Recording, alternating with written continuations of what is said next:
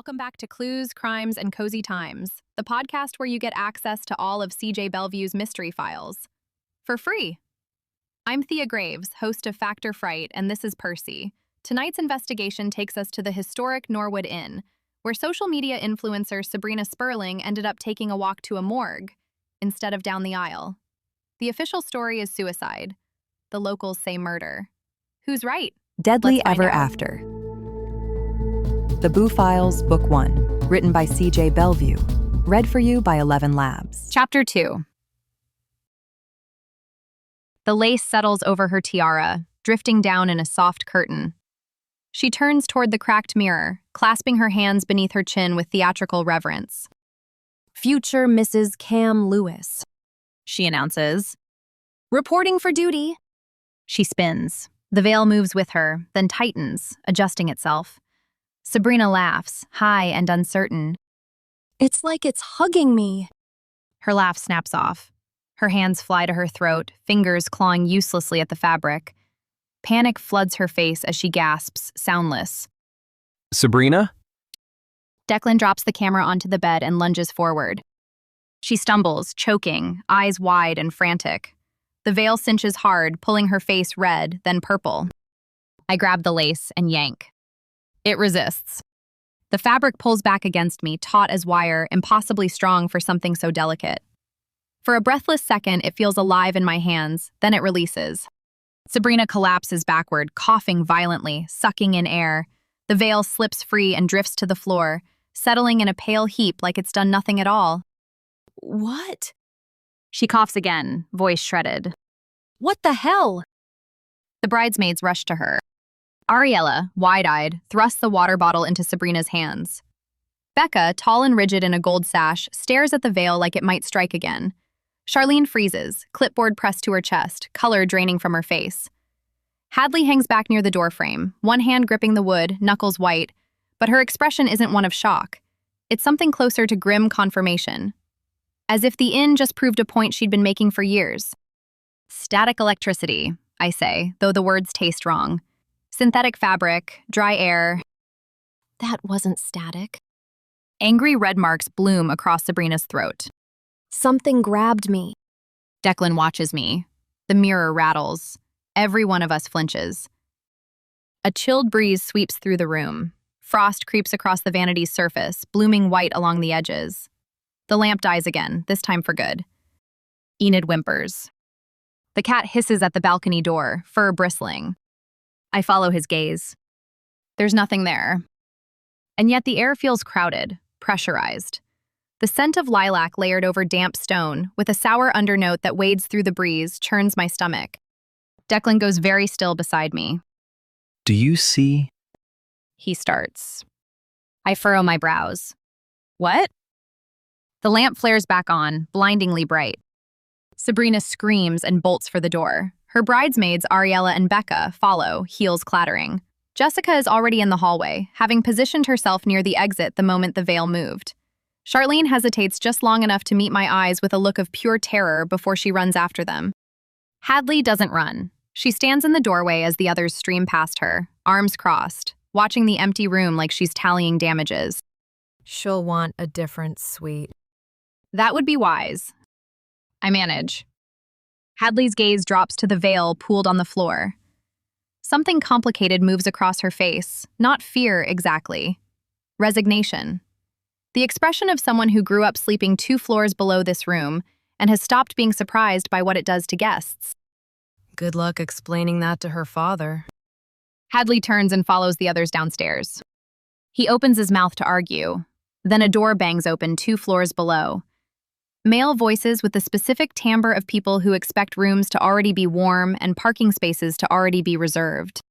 Declan glances at the ceiling, recalibrating. "That the groom?" And reinforcements by the sound of it. We collect the remaining equipment in silence and take the stairs down.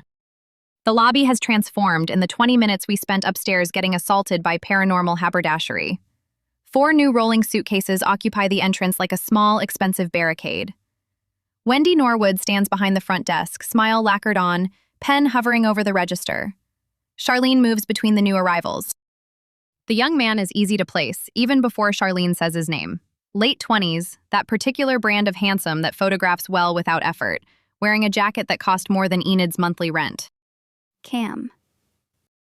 Charlene intercepts him, extending a hand. Perfect timing. Rehearsal dinner is at 7. Cameron Lewis, the fiancé. Beside him stands an older woman surveying the Norwood Inn the way a contractor surveys a Victorian fixer-upper, appreciating the bones while silently pricing the work. She's immaculate in a charcoal wool coat and expertly styled dark hair. She rests one hand on the front desk as Wendy slides over a welcome card. Lovely property. Her voice carries without effort, pitched for rooms with good acoustics and better negotiators. You can always tell when a building has history. Wendy's smile gains 3 degrees of warmth. We like to think so, Mrs. Lewis. The woman's smile stretches brighter. Please call me Grace. A fourth figure, older, graying in a conservative suit, steps up beside her and extends a hand to Wendy. Raymond Lewis. We spoke on the phone about the rehearsal seating. Of course, Mr. Lewis. Wendy says warmly, Right this way. which makes the last one the brother. He's standing slightly to the left of the group and therefore easy to overlook, until you notice he's the only one in the room not performing a rival. Taller than Cam, broader through the shoulders, darker in coloring. He's wearing the same tailored overcoat as his brother. Charlene sweeps back toward the group with her printed schedule, distributing copies like verdicts. Rehearsal dinner is at 7 in the dining hall. Kitchen confirmed. Florals arrive this afternoon. Placement cards ready for your review. She hands one to the mother without being asked. If anyone wants to freshen up first, I'd suggest heading up now. Sabrina's running on influencer time, which means approximately 40 minutes behind. Grace glances at the schedule and offers Charlene a thin, approving smile. Wonderful, thank you, dear. Cam catches Charlene's eye. She doing okay? Charlene's expression doesn't flicker. She's perfect. Go upstairs, change your shirt, and be in the dining hall by 7 with something nice to say about the centerpieces. He nods and gives her a sly grin as he makes his way out. The group disperses toward the staircase. Then he follows his family up without a word. As their footsteps fade, Declan exhales slowly and turns to me. Thea, tell me you saw the ghost earlier. You're just spooked. If you saw something, it was probably heat distortion or lens flare. He frowns, then glances at the camera screen. Not according to this. Declan tilts the camera screen toward me. Frame 0 hours, 14 minutes, 37 seconds. A woman stands by the balcony doors. Solid, unmistakable. She wears a wedding dress from another century, high-necked, pearl-buttoned, the ivory silk turned gray with age and water damage. Dark stains mar the bodice. Her hair hangs in wet ropes past her shoulders, honey-colored, droplets sliding from the ends of it to the floor. She can't be more than 25. Her face might have been beautiful once. Now her eyes burn, black, furious, fixed on Sabrina with a hunger that makes my skin crawl. A livid bruise circles her throat, twisted in the unmistakable pattern of lace. Her hands hang at her sides, fingers curled. Frame 0 hours, 14 minutes, 38 seconds. Gone. My mouth goes dry. Double exposure. Meow.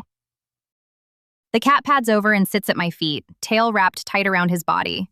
He lets out a low, insistent meow. I kneel and pick up the veil. It lies limp and harmless in my hands. Declan powers down the camera. We need to tell Hadley. Maybe get a priest. I shake my head. Whatever this is, we need to keep it. Production will love it. And if Hester comes back? Then we'll have proof. The dining hall smells like someone's aunt's wedding. Warm bread, candle wax, and the specific floral aggression of centerpieces that cost more than they should. String lights loop between the ceiling beams, doing their best to make the Norwood Inn feel festive rather than haunted. It mostly works if you don't look too hard at the portraits. Enid has the wide-angle lens, I have the infrared on standby, and a growing suspicion that tonight is going to be significantly longer than the call sheet suggests. Ambient coverage, I tell her, pitching my voice under the string quartet someone has installed near the window. Table reactions, candids, anything that reads as genuine human emotion. We'll need it as contrast against whatever the suite gives us later. She nods and slips into the perimeter, camera low. Good instinct. Nothing kills a natural moment faster than a lens in someone's sightline. I take up a position near the sideboard and watch the room arrange itself. The tables are dressed in cream linen and what I'm told are heirloom botanical centerpieces, the kind of thing that arrives in a refrigerated van with its own invoice. Place cards and calligraphy, champagne already poured. The Norwood Inn staff move between tables with practiced quiet, black aprons, eyes down. So efficiently invisible, they might as well be haunting the place themselves. Sabrina has changed again. She's in champagne silk now, tiara retired in favor of pearl clips, the rhinestone sash gone. She looks almost like a real bride, which I suspect is the point. She's seated at the head table beside Cam, her hand resting on his forearm, with the easy confidence of a woman who has already done 17 outfit changes and knows this one photographs best. Cam is attentive in the way of someone concentrating very hard on appearing relaxed. He laughs at the right moments. He refills her glass unprompted. If you didn't know about the terror upstairs, you'd read him as devoted. I know about the terror upstairs, so I read him as terrified. Hadley is 3 seats down on the same table. She is eating her bread roll with the focused intensity of someone who has decided that carbohydrates are the only safe social option. Charlene circulates the room at a pace just below conspicuous, correcting a place card, redirecting a caterer with a hand gesture, intercepting a bridesmaid who is about to sit in the wrong seat with the smooth efficiency of someone who has run this exact interference before. She doesn't sit. I'm not sure she's planned to. The bridesmaids cluster at the adjacent table. Ariella has her phone screened down beside her plate, which she keeps touching and then not picking up. Jessica is filming the centerpiece. Becca pours herself a second glass of something amber, with the resigned expression of someone who decided 2 tables ago that this was a survival situation. Tiffany arrives 5 minutes after everyone else, slightly flushed, adjusting an earring. She takes her seat, smooths her dress, and produces a smile calibrated precisely to "I was powdering my nose" energy.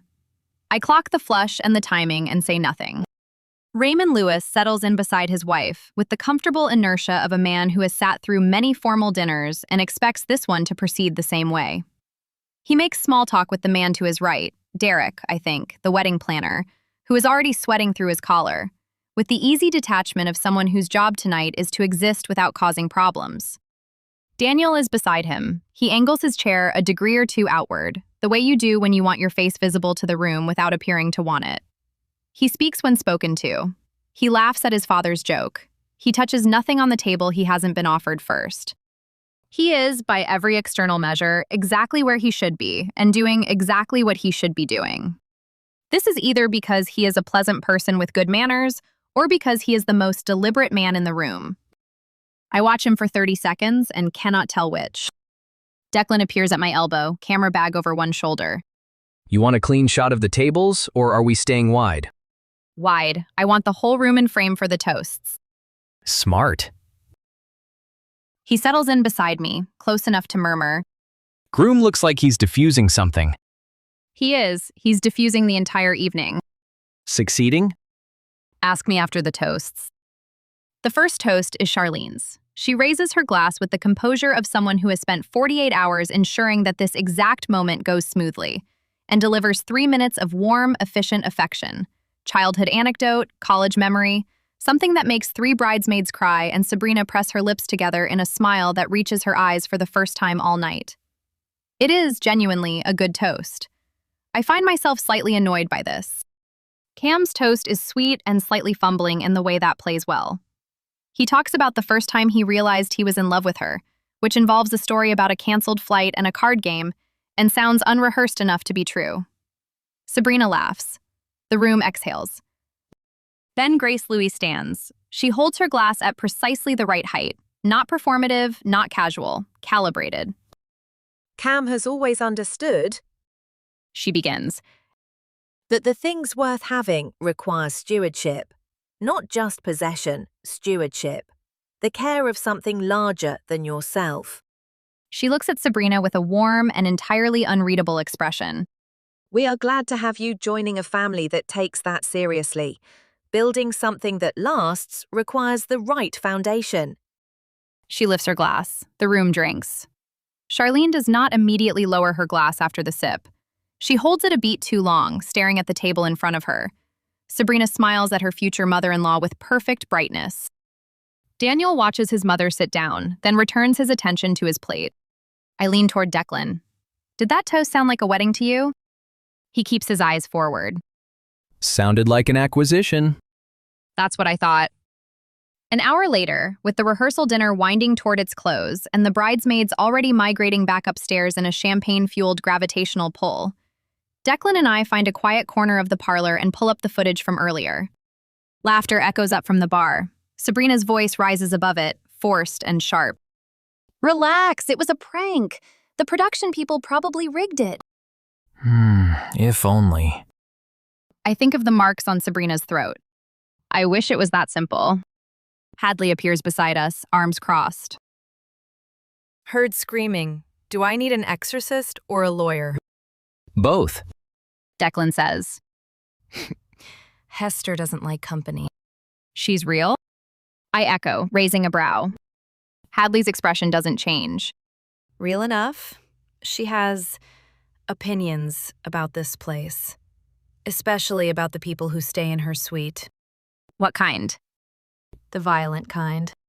She taps the ledger on the front desk. Last bride ran out at 3 a.m., screaming about hands on her throat. The one before that sleepwalked to the balcony and nearly fell to the ground. My stomach turns.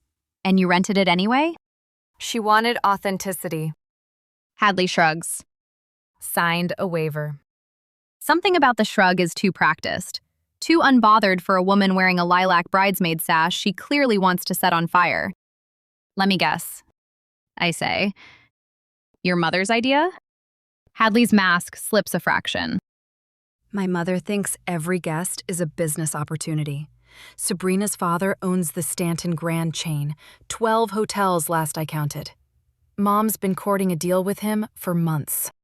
She catches herself, jaw tightening. Which is not relevant to your ghost show. It isn't. And yet I file it away. The innkeeper's daughter serving as a bridesmaid to the daughter of a hotel mogul, in an inn that might soon change hands. That's not friendship. That's a hostage negotiation in Tool. Well, either way, waivers won't help if she's dead. I say. Hadley smiles thinly. Then keep her alive. She walks away. Her posture says the conversation is over. Her fists, shoved deep in the pockets of her jeans beneath the sash, say something else entirely. Enid approaches, pale but determined. Ms. Graves, the bridesmaids want to do a seance tonight. Should I set up cameras? I close my eyes. Of course they do. I march toward the bar. Come on, we should shut it down. It's not safe. Declan touches my elbow. They'll sneak in anyway. Better we're there. I open my eyes and groan as I rub my temples to stave off an incoming headache. I hate it when you're right. Sabrina's bachelorette entourage has turned the Stanton suite into a screaming, off-key karaoke arena. High-pitched shrieks drill into my left ear.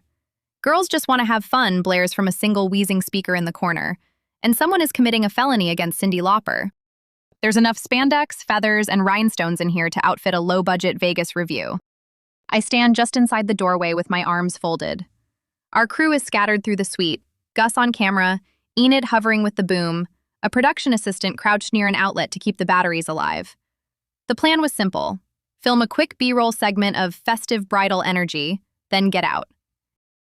The plan did not account for 6 women treating a haunted bridal suite like a nightclub. Glitter confetti drifts in the air and clings to every surface. My boots crunch through it when I shift my weight. It's on the rug, in the lampshade, in the folds of the curtains. It's probably in my bloodstream. Sabrina's changed again, now in rose gold satin pajamas with white piping and bride across her heart in rhinestones. Her tiara is still crooked. She's holding her phone, obsessively checking the viewer count on her live stream. I don't need to ask. Someone shrieks whenever the number jumps. Charlene circulates the room with quiet efficiency, collecting empty cups, intercepting champagne bottles. She's changed into a teal blouse that looks like it belongs in an office, not a bachelorette suite. Every few minutes, she steers the conversation away from a landmine or produces a snack at precisely the moment someone's blood sugar is cratering. It would be impressive if it weren't so relentless. Jessica, another bridesmaid, keeps popping into every shot like a malfunctioning mascot, shouting commentary, throwing up peace signs, complaining whenever she's not centered. Becca, tall and stiff in her gold sash, hangs close to Sabrina with the tense, watchful energy of someone who's one more spilled drink away from snapping. She laughs when she's supposed to, but she doesn't relax. Ariella sits near the vanity in an oversized cardigan, posture folded inward, eyes flicking around the room. She smiles when spoken to. It never reaches her eyes. Tiffany, quiet, glossy-haired, phone always up, captures everything from the edges, posting clips with captions before the moment is even over. And then there's Hadley. She's parked on the window seat at the far end of the suite, legs crossed, scrolling through her own phone with the determined detachment of someone writing out a prison sentence. The lilac sash is gone, replaced by a lilac cardigan that technically matches the bridal party color scheme, while telegraphing that she'd rather be anywhere else on the planet. She hasn't spoken to Sabrina directly since the veil incident. She hasn't spoken to anyone, really, except to accept a glass of water from Charlene with a grunt that might have been, "Thanks." It's a mess. It's also, unfortunately, excellent television. You doing okay up there? Declan's voice crackles in my earpiece. I keep my tone level. "I'm thriving," I murmur. This is exactly what I imagined when I applied for a job involving paranormal investigations. He makes a sound that might be laughter. If anyone starts juggling knives, tell me. I'll stage an equipment malfunction that kills the music. I'd prefer knives, I say, watching Jessica attempt to twerk in the direction of the camera. At least that would be a clean death.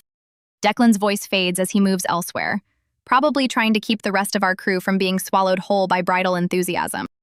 Sabrina claps her hands for attention. "Okay, truth or dare." A wave of cheers sweeps through the suite. Phones tilt. The livestream chat explodes with hearts and flame emojis. Charlene's shoulders tighten. She sets down a stack of napkins and straightens, arms folding across her chest. This is not her first rodeo. She can read the room. She knows Sabrina's version of fun won't be all innocent. Sabrina points the champagne bottle like a microphone. "Charlene, you first. Truth or dare?" Charlene forces a smile. Truth. "Boo!" Sabrina pouts, dragging the vowel like it's an insult. Then her grin widens. "Fine. How does it feel stepping into my sister's shoes? Honestly."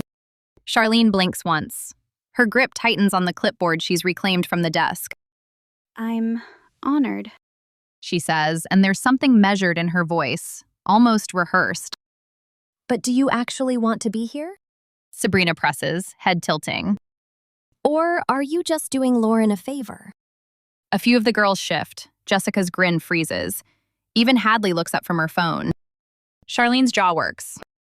"I want your wedding to be perfect," she says. "That's why I'm here. And that means keeping your weekend from becoming a disaster."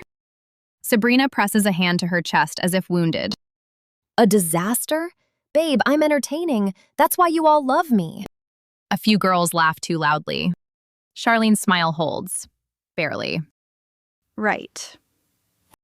Sabrina lifts the bottle triumphantly. "Next."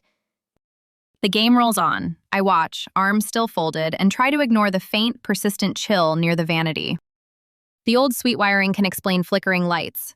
It can't explain why the air around Sabrina looks colder than the rest of the room. It can't explain the way the cat, who Hadley told me they call Spooky, slips along the wall like he owns the shadows, tail curved, eyes bright and watchful. He pads to Ariella's feet and rubs against her calf. Ariella's hand drops to his head automatically, fingers sinking into his fur. Her shoulders loosen by a fraction. A champagne cork pops, another shriek. Glitter floats higher. Sabrina pivots, bottle raised again. "Ariella!" Ariella freezes. Sabrina beams like she's about to do something generous. "Truth or dare, bitch." "Truth." Ariella swallows. Sabrina makes a face. "Nope, dare. I'm overriding you. Bridal privilege." Charlene's mouth tightens. She says nothing. Phones swing toward Ariella. Tiffany shifts closer for a better angle. Jessica bounces on her heels like she's watching a sports match. Sabrina. Ariella's fingers twist in the cuff of her cardigan. "I dare you," Sabrina announces. "To kiss Jess." Whistles, screams, and clapping engulf the room. The live stream chat floods with hearts. Jessica's grin goes bright and uncertain all at once. Ariella's face drains of color. Only if Ari's okay with it. Jessica lifts both hands. Sabrina laughs. She's fine. Ariella likes girls. She came out months ago, remember? We're all supportive here. Only in person.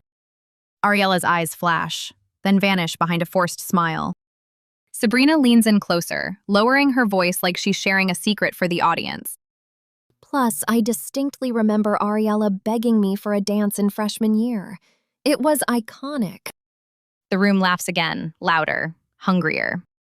Ariella's jaw tightens. Stop. Sabrina's smile sharpens. What? It was cute. Charlene shifts forward, finally. Sabrina. Sabrina waves her off without looking. It's a dare. Don't be boring. Ariella looks around the room. Then, after a beat, she gives a small, brittle nod. It's fine, she says. Jessica steps closer. She lowers her voice, almost gentle.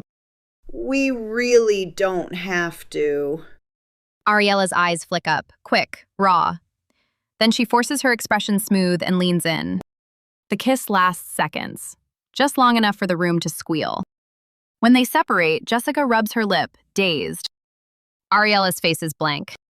Sabrina claps like she's just staged an inspirational moment. Adorable.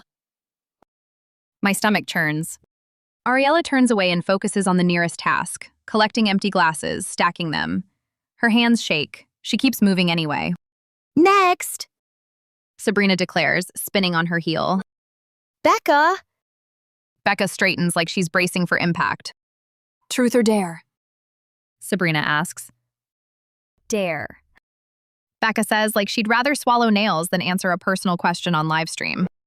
Can't say I blame her. Sabrina's grin turns feral. I dare you to take Ariella's phone and read the last text she sent. Ariella's head lifts. Her cardigan sleeves are pulled over her hands. Sabrina. No. Charlene snaps. Sabrina pouts. It's a dare. Becca doesn't move. Her gaze flicks to Ariella, then to Sabrina. Pick another one. Sabrina's grin falters for half a second. What? Why? Ari, is there something else we should know? Ariella winces, and uncomfortable laughter filters through the room. Becca folds her arms. I said pick another one. The room laughs, but it's the wrong kind. Nervous. Interested.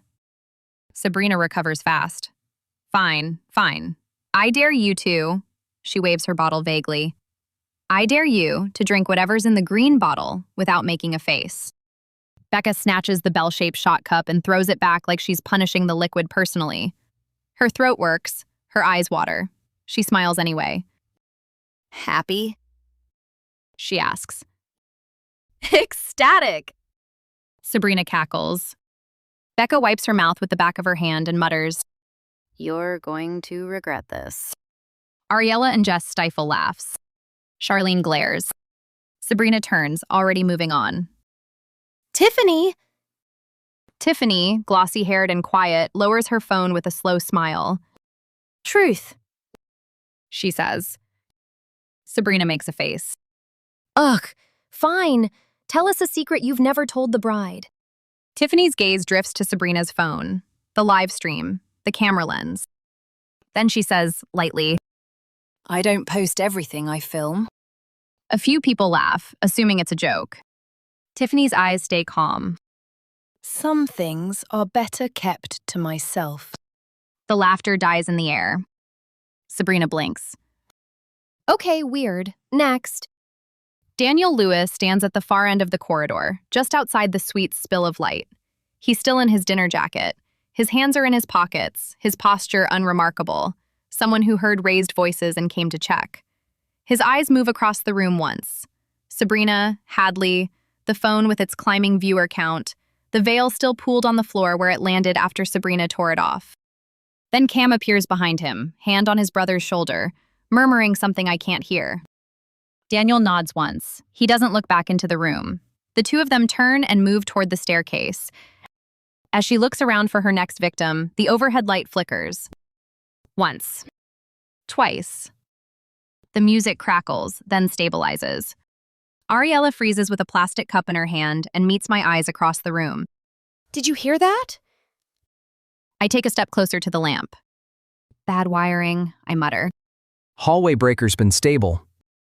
Declan's voice comes through my earpiece, quieter.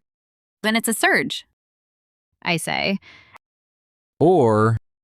Don't. I cut in. Sabrina slings an arm around Becca and laughs too loudly. Okay, wedding shots. Someone produces bell-shaped shot cups. Neon green liquid appears. The smell is sweet, chemical, and aggressive. The girls line up. They cheer. They drink. They cough. They laugh. The light flickers again. This time, the lamp near the bed dims slowly, as if someone were turning down a dial. The air cools. Ariella shivers and rubs her arms. Her eyes flick toward the balcony doors. They're shut. The curtains should move with the draft from the cracked window. They don't. Sabrina laughs and raises the champagne bottle again. If the ghost is messing with the power, we do not consent. Jessica whoops. Tiffany records. Becca throws her head back and shrieks. Charlene's eyes dart toward the vanity, toward Ariella, toward the corners. She sees it too, whatever it is. Ariella steps back from the group, pushing toward the vanity like she's drawn by gravity. Spooky follows, close enough that his fur brushes her ankle. I move closer, careful not to draw attention. Ariella, I say, pitching my voice low. She doesn't answer. Her reflection stares back at her, pale, strained, eyes too bright. Then the mirror's surface shivers. Ariella's breath catches. The overhead light dies. The music stutters and cuts off mid-chorus. For half a second, nobody moves. Then Sabrina claps once, loud and artificial. Okay, everyone, enough paranormal pranks. Back to the game. Her gaze lands on Hadley, still perched on the window seat, phone in hand, radiating the enthusiasm of a DMV employee on hour 9. Hads! Sabrina's voice goes bright and sharp, the tone of someone who's been waiting for this. Your turn, truth or dare. Hadley looks up slowly. Pass. 70. There's no pass in truth or dare. There is when I'm playing. Sabrina's smile doesn't waver. Come on, you've been sulking all night. Participate for the live stream. She wiggles the phone. 12,000 people watching. Thrilling. Truth or dare, Hadley? Something shifts in Hadley's posture, a squaring of the shoulders, a tilt of the chin. She sets her phone face down on the windowsill and stares Sabrina down. Fine. Truth. Sabrina beams. Perfect. She takes a sip of champagne, drawing out the moment. The room watches, sensing the change in pressure. Tell everyone how you really feel about your mom selling the inn to my dad. The overhead light flickers, once, twice. But this time, nobody looks up. The real electricity is in the room. Hadley's expression doesn't change, but her hand grips the window seat's edge hard enough to creak the wood. There's no deal. They're in talks. Talks that I suggested, Sabrina says, turning to the camera.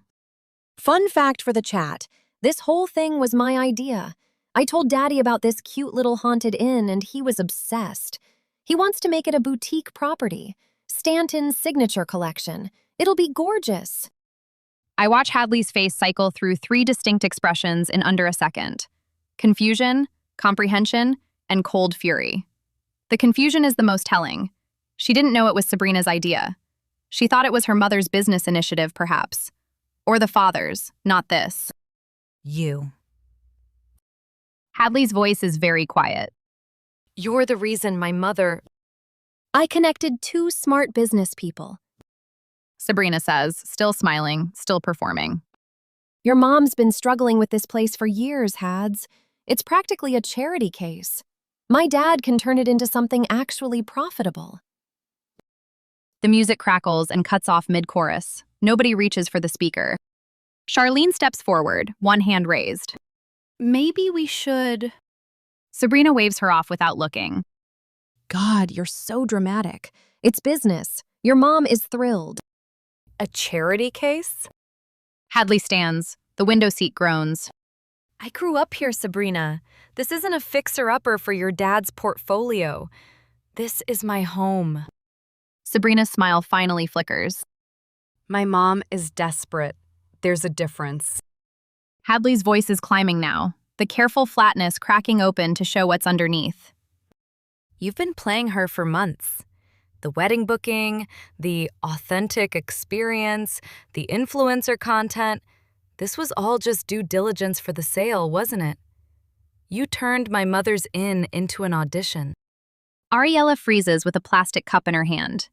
The air around the vanity grows colder. Okay, wow. Sabrina sets down the champagne bottle. I was being nice. I was trying to help your family. You were trying to help yourself. You always are. The overhead light flickers again, harder this time. A strobe-quick pulse that makes the shadows jump. Sabrina's composure cracks. You know what, Hadley? At least I'm trying to build something. What are you building? You're, 27 and still answering your mom's phones? Still playing innkeeper in a building that's falling apart? Hadley's face goes white, then red. Her mouth opens, closes. And then something shifts behind her eyes. You want a truth, Sabrina? Hadley's voice drops low, steady. The voice of someone who knows she's about to detonate something and has stopped caring about the shrapnel. Here's one. Ask Cam about last October. Ask him what happened when he drove up here to check out the venue without you. The room goes very still. Sabrina blinks. What? Ask him. Hadley repeats. Because I'm done pretending I don't know why you've been punishing me all weekend. Becca's hand drifts to her mouth. Jessica's eyes go wide. Tiffany's phone, for once, lowers. Sabrina stares at Hadley. The live stream numbers are climbing. 15,000 now, 16. But for the first time all night, she doesn't look at the screen. What are you saying? I think you already know. Hadley says. The mirror shivers again. The air around the vanity turns sharper, colder. Ariella, standing closest to it, gasps and presses a hand to her arm. But neither Sabrina nor Hadley looks away from each other. Sabrina takes one step forward. Did you sleep with my fiancé? The question drops into the room like a stone into still water. Hadley doesn't flinch. It was 6 months ago. It was a mistake. He said he was going to tell you. Sabrina's voice fractures. You've been standing in my bridal party knowing... I didn't want to be in your bridal party. Hadley's control finally shatters, volume spiking. My mother begged me, because she wants your father's money, because she thinks if I smile and wear the stupid sash and pretend we're friends, your family will save this inn. Do you get that?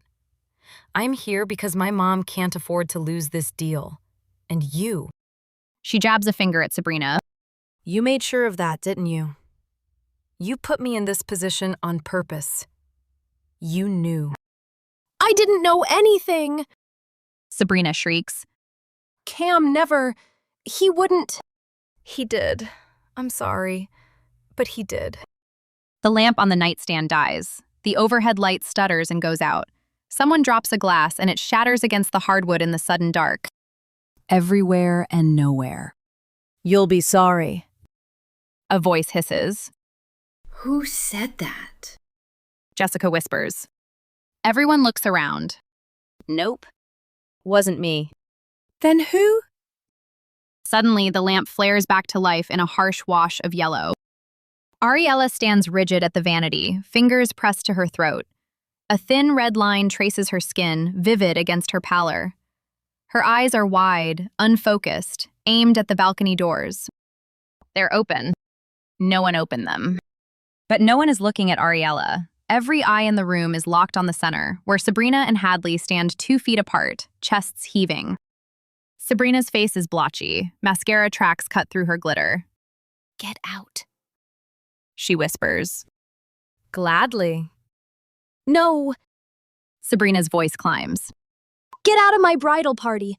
Get out of my weekend. Get out of my sight. It's my inn. Hadley snarls. Charlene moves between them with the practiced efficiency of a woman who has physically separated people before. Enough. Both of you. Cameras are rolling. The live stream is... I don't care about the live stream. Sabrina screams, and for the first time tonight, I believe her. Charlene's hand closes around Sabrina's arm, not rough, but firm. Then turn it off. And breathe. Becca is already ushering Jessica toward the door. Tiffany pockets her phone with unusual speed. At the far end of the corridor, Grace Lewis moves past the suite doorway without pausing, coat on, face arranged into something that could be distaste or could be concentration, heading for the staircase at a pace that suggests she has seen enough and decided the rest is not her problem.